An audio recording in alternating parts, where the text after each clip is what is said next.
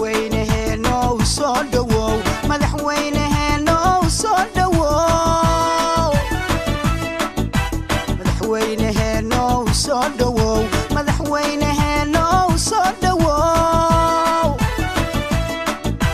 shacabku ku salaamaya satirkay ku ilaaliye shacabku ku salaamaya satirkay ku ilaaliye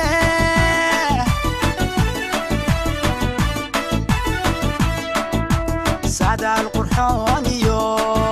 سناني عدالة بان سعد القرحان يو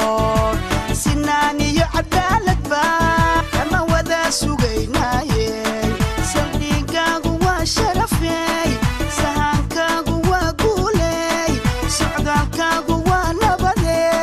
سفركاقو وقيري يا سماد برواقادي صدوو صدوو مدحوينهنا صدوو صدوو صدوو مدحوينهنا صدوو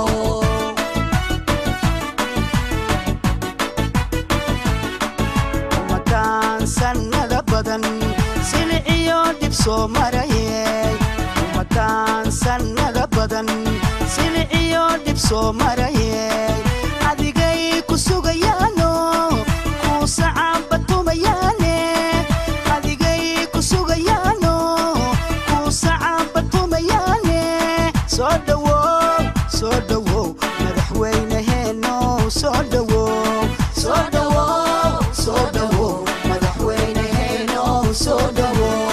soo dhawow soo dhawow madaxweynaheena soo dhawow soo dhawow soo dhawow madaxweynaheena soo dhawow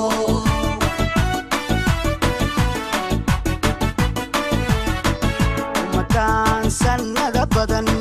silciyo dib soo marayay makaan sanada badan silciyo dib soo marayay adigay ku sugayaano ku sacaabatu mayane adigay ku sugayaano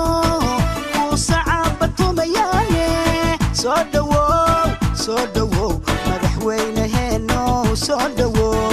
soo dhawow soo dhawow madaxweynaheena soo dhawow soo dhawow soo dhawow madaxweynaheena soo dhawow soo dhawow soo dhawow madaxweynaheena soo dhawow السلام عليكم ورحمة الله وبركاته waxaan rabaa inaan u mahad celiyo dhammaan dadkii ka soo qayb galay soo dhaweyntan qorraxda iyo dhafarka iyo daalka anoo ka bilaabaya mahad celinta gudoomiyaha guddiga qabanqaabada ahna gudoomiyaha ku-meelgaarka iyo ku-xigeenadiisa xogeyaha guud xildhibaanada dhammaan ka soo qaybgalayaasha odayaasha dhaqanka saraakiisha ciidamada iyo ciidamada bahda saxaafadda iyo dadweynaha kala duwan ka soo qayb galay soo dhaweynta aad iyo aad u mahadsantihiin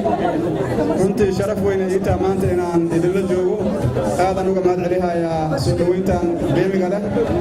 ana og xilliga fudud oo aad meeshaan wax badan taagneedeen adinkoo dareenkiina uu yahay in la helo mataqaana axzaab siyaasadeed oo runtii dalka hore u sii wada insha allahu tabaaraka wa tacaala waa idinku soo dhaweynayaa xisbiga himilo kulley waa ladinkaga sheekay doonaa waana ka bogan doonaa